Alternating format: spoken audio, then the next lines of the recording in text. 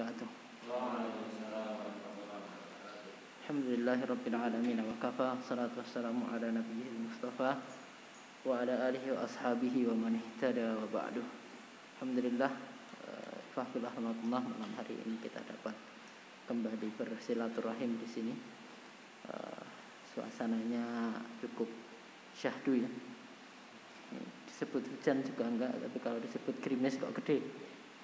Mudah-mudahan menjadi barokah bagi kita semua hujan ini. Allahumma sayyiban nafi'an, mudah-mudahan menjadi hujan yang bermanfaat bagi kita semuanya. Mohon maaf, saya harus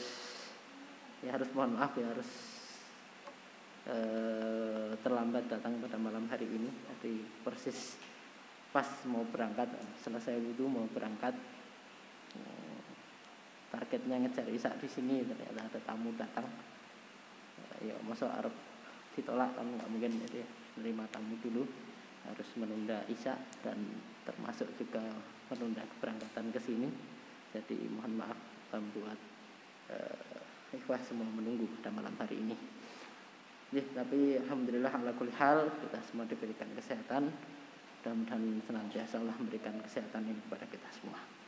Salat dan salam mudah-mudahan tercurah pada Nabi Muhammad sallallahu alaihi wasallam, pada keluarga, kepada sahabat dan para pengikutnya hingga akhir zaman nanti. Mudah-mudahan termasuk kita semua yang pada kesempatan malam hari ini hadir di sini untuk mengkaji sebagian dari ayat Allah Subhanahu wa taala. Baik, malam hari ini kita mendiskusikan secara ringkas saja. Kemarin kita sudah mengkaji surat Al-Ma'un ya. Al-Ma'un, selanjutnya setelah Al-Ma'un itu Al-Kautsar, ke belakang sampai An-Nas kita sudah pernah kita diskusikan. Jadi kita munggah lagi saja. Al-Ma'un, Al-Fil, Quraisy sudah. Al-Asr sepertinya dulu juga sudah pernah kita diskusikan. Di antara itu Al-Humazah yang seingat saya belum kita diskusikan. Jadi malam hari ini kita mendiskusikan makna dari surat Al-Humazah, mudah-mudahan menjadi pengingat bagi kita semua. Baik, ikhwahullah, surat Al-Humazah diawali dengan ancaman. Kemarin waktu kita mengkaji surat Al-Ma'un itu juga ada ayat ya, bukan awal surat, tapi ayat yang awalnya itu berisi juga ancaman. Kita kemarin membaca di surat Al-Ma'un itu ada ayat yang berbunyi fawailul lil musalli, maka wail bagi orang-orang yang sholat. Yang sholatnya bagaimana? Yang ayat terusannya. Wail itu artinya ya celakalah. Kalau ayat lain atau surat lain misalnya wailul lil mutaffifin, ada lagi ayat yang lain berbunyi wailu yauma idzil lil mukadzibin misalnya. Itu artinya kecelakaanlah bagi orang-orang itu. Nah, Al-Humazah berbunyi wailul likulli humazatil lumazah. Celakalah likulli, untuk semua, untuk setiap orang-orang yang suka humazah dan lumazah. Jadi ini maknanya cukup bervariasi di antara para ahli tafsir. Jadi ada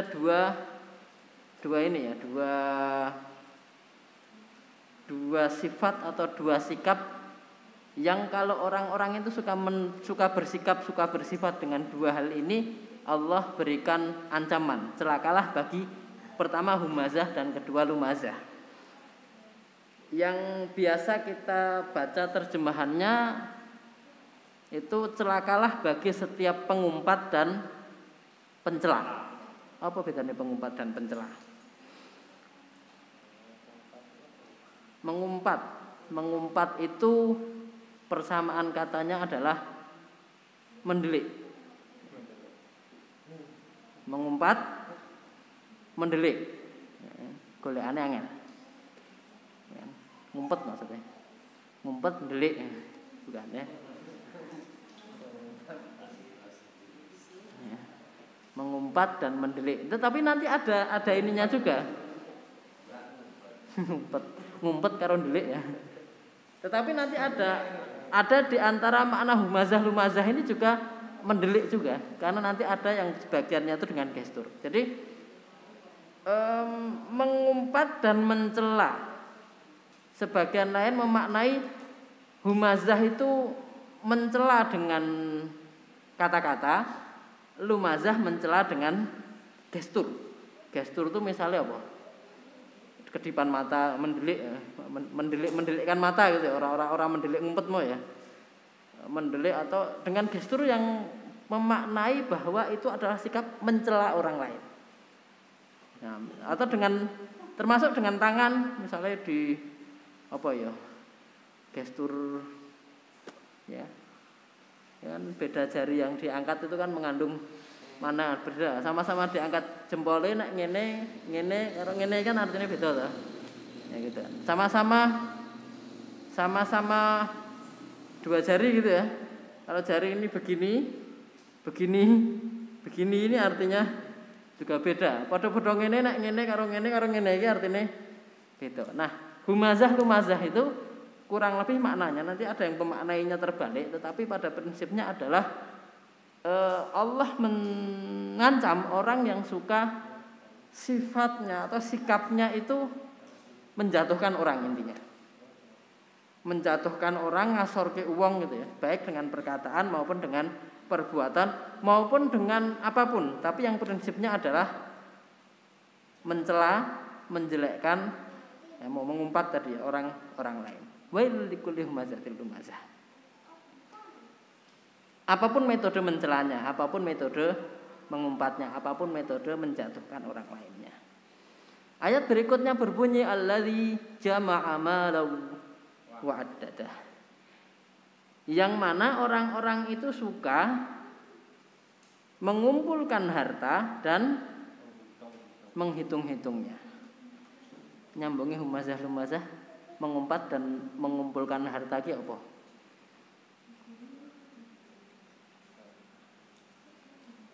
Ini secara sosiologis nanti hubungannya dengan karakter seseorang. Saya memaknai ayat ini kemudian ini setelah saya baca ulang dan kemudian melihat realita gitu ya. Saya kemudian mencoba menyimpulkan, wallahu alam nanti barangkali ini terbuka untuk sharing apakah pemaknaan saya ini tepat atau tidak. Tetapi begini, biasa nih orang itu kalau orientasinya terhadap dunia itu tinggi, orang yang orientasinya tuh apa nek basa kasar iki kemaruk. Apa kemaruk iki nek basa Jawa nih? Maruk basa Jawa ya kemaruk iki basa Jawa ya. Pokoknya pengen ngumpulke ya, mencari harta sebanyak-banyaknya. Kalau dia memang orientasinya untuk keegoisan dirinya, hedonisme dan seterusnya, biasanya orangnya itu apa? Detail. Dan kemudian hubungannya dengan lumazah tadi apa? Ya, sikut kanan, sikut kiri. Ya kan? Koncone dijegali. Ya kan? Piye carane dhek sing munggah, koncone sing seperti itu. Jadi kalau misalnya sama-sama misalnya di tempat kerja, sama-sama di perusahaan, di kantor yang sama, di tempat kerja yang sama gitu. Orang yang orientasinya untuk mengumpulkan dirinya harta ke dirinya untuk mencapai popularitas dan seterusnya itu, ya biasanya itu jegal koncone. Koncone diumpat tadi, dicela-cela tadi. Mbuh piye carane pokoknya dia yang naik, temennya enggak peduli yang lain. Ini pemaknaan saya terhadap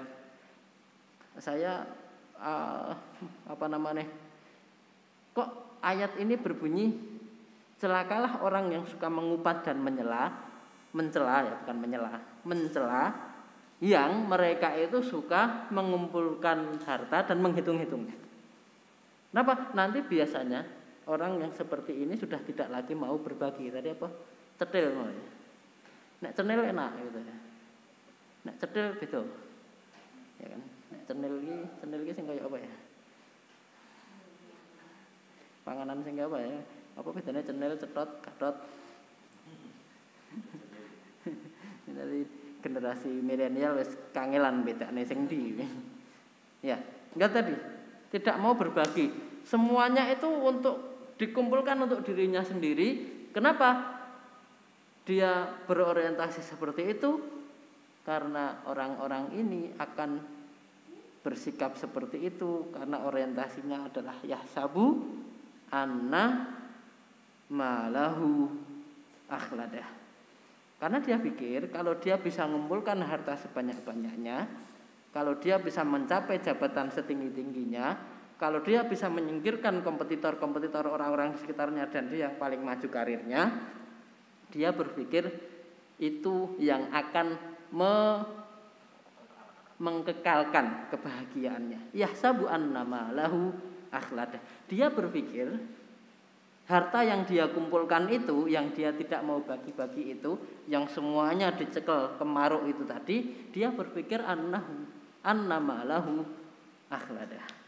Harta yang dia kumpulkan itu yang akan menjamin kebahagiaannya, menggaransi kesuksesannya. Ya termasuk mengakhladah, mengkekalkan dirinya. Maka Allah sampaikan kalla. Apa itu kalla? Sekali-kali tidak. Ini kalau bahasa bebasnya, tidak bisa gitu ya. Jadi kalau kita baca Al-Qur'an ada kalla itu artinya tidak bisa ya. Tidak semudah itu Ferguson gitu ya. Enggak bisa. Kalla sekali-kali tidak. La yumbadzanna. Perhatikan kalla lanya panjang terus la yumbadzanna la berikutnya pendek.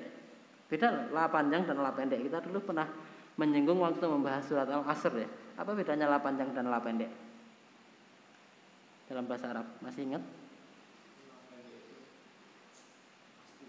La pendek pasti, kalau la panjang? Tidak ya.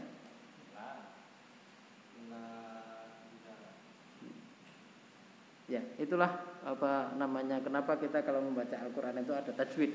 Di antaranya yang menjadi perhatian tajwid adalah perhatikan panjang dan pendeknya. Kenapa? Karena beda panjang dan pendek itu sudah membedakan arti ya.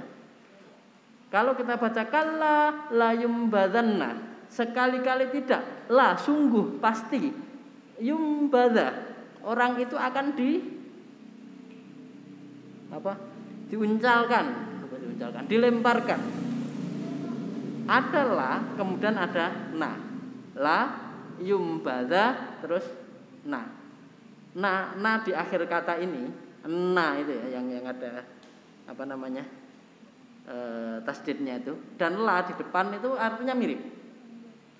Sungguh, jadi kalau la yumbadza itu sungguh akan dilemparkan, yumbadzanna pasti akan dilemparkan. Lah kalau digabung, la yumbadzanna apa artinya? Sungguh pasti tenanan wis pokoknya banget dia akan dilemparkan. Ada dua kata yang sifatnya dalam bahasa Arab namanya harfut taukid yang menguatkan. La yumbadzanna fil hutamah. Orang-orang yang orientasinya seperti ini, ngumpul ke duit, ngumpul ke harta, mengejar jabatan setinggi-tingginya, senggol kanan, senggol kiri, temannya dijegal tidak mau berbagi, dia pikir itu semua yang membuat dia bahagia, sungguh mereka itu semua nanti akan dilemparkan ke dalam hutomah.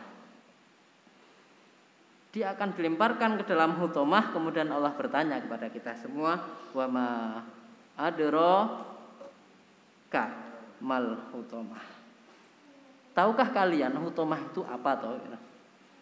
Yang kemudian hutomah itu apa? Kemudian Allah jelaskan sendiri. Jadi menarik kalau Allah menyampaikan ayat wa ma adraka ma apa gitu ya.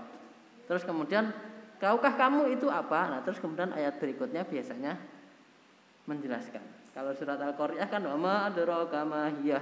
Tahukah kamu apa itu? Narun hamiyah. Neraka apa? Api yang menyala-nyala. Ini sama. Wa ma adraka mal hutamah. Tahukah kamu hutamah itu apa sih?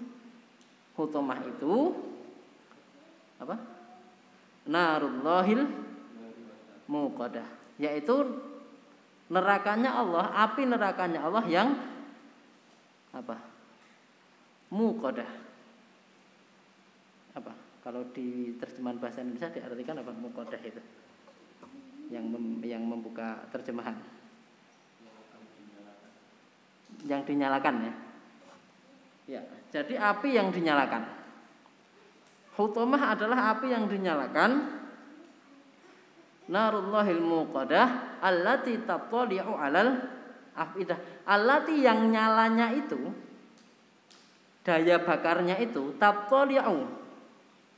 Ittol ayat toliu itu artinya muncul atau bisa dikatakan tembus 'alal afidah, sampai ke afidah itu jamak dari fuad. Fuad itu artinya hati. Artinya membakarnya itu tidak hanya non sewu, kalau kita bayangkan api terus kemudian kita kesulut ya, keselomot gitu, ujung jarinya itu rasanya bagaimana? Itu baru ujung jari gitu ya. Nah, narullahil muqadah yang disebutkan mendefinisikan hutomah tadi, mereka akan dilemparkan ke dalam hutomah. Hutomah itu apa toh? Kata Allah, hutomah itu adalah api yang menyala-nyala, allati tattali'u 'alal afidah, yang daya bakarnya itu sampai menembus ke dalam hati. Artinya apa? Luar dalam kobong kabeh. Ya nek diibaratke ya mungkin perlu kita sekali nek masak bakar sate apa piye, manggang iwak apa piye ngono kae ya kira-kira ki selomotane njaba jero kena gitu loh. Ya, kita bayangkan saja gitu loh. Ya, kambing guling ngono kae. Matenge rata.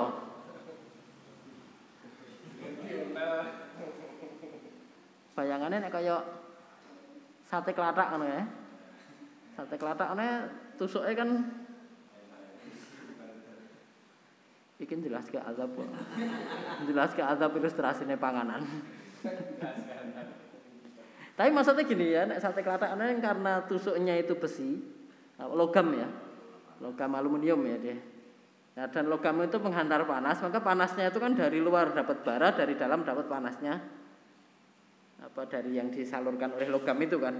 Nanti panasnya nyoba jero, makanya nek sate klathak itu khasnya kan empuk rata tuh. Nah, jadi kira-kira kalau kita berbicara al-hutamah, kita jangan bayangkan mangan sate nih, kita bayangkan diri kita jadi sate nih gitu loh. Nah itu panasnya itu tembus sampai ke dalam hati. Allati tattali'u 'alal afidah. Ya, orang-orang yang tadi sekali lagi kita baca dari depan tadi ya. Orang-orang yang suka mengumpat, mencelakakan orang lain, mengumpulkan harta untuk keinginan kerakusannya sendiri, tidak mau berbagi, Allah ancam bakal nyemplung kowe neng neraka. Neraka yang panasnya itu mampu membakar seluruh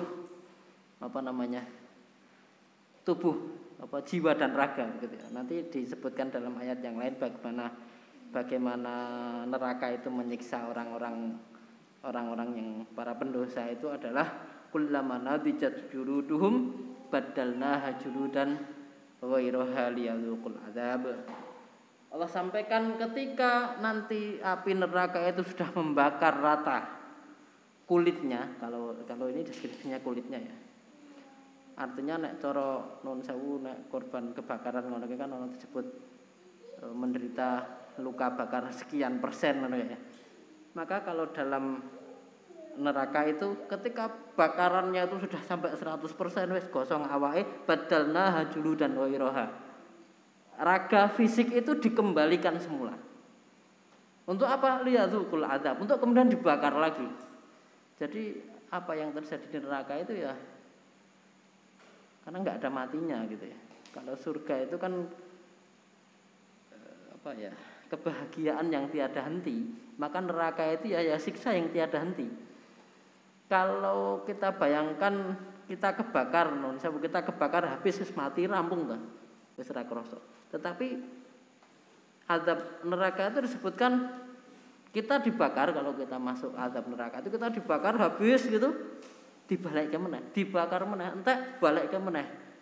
Kira-kira kemeng ora gitu. Ya nek arep dicoba ya geni cilik-cilikan wae slametke. terus diobati apa mari nek mari selamat ke meneh gitu. Yo kira-kira gitu loh. Kalau mau nyoba gitu. Ya kan? Ya, pernah tuh kena luka bakar gitu kan. Misalnya cuma kena korek kecil gitu aja. Semacam itu. Tapi itulah narullahil muqaddah allati tattali'u 'alal afidah. Innaha 'alaihim muqsadah. Yang posisinya ketika al-humazah al-lumazah itu disiksa dalam neraka, api itu mau menutupinya. Artinya bahwa dia dikepung. Ya kurang lebih gambarannya itu kalau dia dimasukkan ke dalam ruang bakar gitu ya. Ditutup, wis ra iso lunga. Ya badannya apa misalnya? Yo kayak di open gitu. Ora iso metu. Ora iso mlayu. Terus apa namanya? Luar biasa tuh apinya, daya bakarnya sampai ke dalam luar dalam tadi, dan dia di situ wis bukan di ruang terbuka tetapi diungkep gitu. Dan bukan cuma diungkep, barangkali nek diungkep misalnya non sewu ya. Kalau kita di satu ruangan yang dibakar mungkin saya bisa melayu lah katakanlah. Tetapi ayat selanjutnya menyebutkan allati tatadu 'alal afidah innaha 'alaihim muqsadah, dan ditambah lagi fi amadim mumaddadah. Posisinya ketika mereka itu diungkap, itu mereka terikat di tiang. Dan tiangnya terbuat dari apa? Sebagian ulama mengatakan tiangnya terbuat dari besi. Sebagian lagi mengatakan tiangnya terbuat dari api. Tiang terbuat dari api kayak apa ya? Rasa dibayang deh. Atau tiang terbuat, ya jangankan dari api, dari besi saja ya kita bayangkan sate kelatak mau lah. Kira-kira itu, makanya tadi saya sampaikan membahas azab kok malah cerita panganan. Oh jangan bayangkan mangane, bayangkan kita jadi sing dipangan gitu lah. Ya, kita terikat di tiang besi itu ya seperti daging kambing diikat karo ruji mau. Enggak iso melayu. Orang mung diikat di ruji tapi juga diungkep. Kira-kira kepiye? Nah, Allah dalam surat Al-Humazah ini menyampaikan kepada kita semua, awakmu ki pengen dingonokke kuwi mau apa ora? Nek enggak pengen, ya bersikaplah sebaliknya dari yang Al-Humazah lakukan. Jangan suka mengumpat, jangan suka mencela, jangan suka hidup itu hanya berorientasi pada materi. Hidup hanya berorientasi pada kebutuhan, keinginan, pada keinginan hawa nafsu pribadi. Tetapi hiduplah kemudian kalau mengumpat, mencela berarti sebaliknya apa? Memuji, saling memuji ya, mendoakan gitu kan. Kalau al-humazah itu suka sikut-sikutan, maka apa yang harus kita lakukan? Berarti kita harus sebaliknya dari sikut-sikutan. Apa? Nah, sikut-sikutan kan ini. Berarti rangkul-rangkulan, ya kan? Ya kita berkompetisi, tapi kompetisi yang sehat sesuai dengan aturan fair gitu ya. Ya tidak curang dan seterusnya. Nah, maka insya Allah dengan berbagi, insya Allah dengan kata-kata yang baik, nyambung dengan yang kita bahas yang lalu dengan Al-Ma'un itu ya. Ini ayat mengajak kita semua untuk terus lomo, untuk terus rajin ya, praktek aplikatifnya ya sedekah gitu kan. Paling minim sedekah dengan senyum ya kan? Karena senyum itu sedekah, saya pernah sampaikan senyum itu sedekah. Yang penting syaratnya 2 terpenuhi. Apa senyum jadi sedekah? 1 ikhlas, 2 ono kancane ya. Jadi nek ikhlas tapi ra ono kancane ya ra sida sedekah kuwi. Seperti itu. Allah alam bisawab, mudah-mudahan menjadi pengingat bagi saya pribadi khususnya dan bagi kita semua dari surat Al-Humazah ini. Mudah-mudahan kita semua menjadi pribadi yang baik, pribadi yang suka berbagi, pribadi yang tidak suka mencela, dan insyaallah mudah-mudahan kita semua diantarkan dengan segala upaya itu kepada ridha Allah Subhanahu wa taala. Demikian, mohon maaf banyak khilaf dan kekurangan. saya kembalikan kepada pemandu acara. Billahi hidayah wa taufik. Assalamualaikum warahmatullahi wabarakatuh.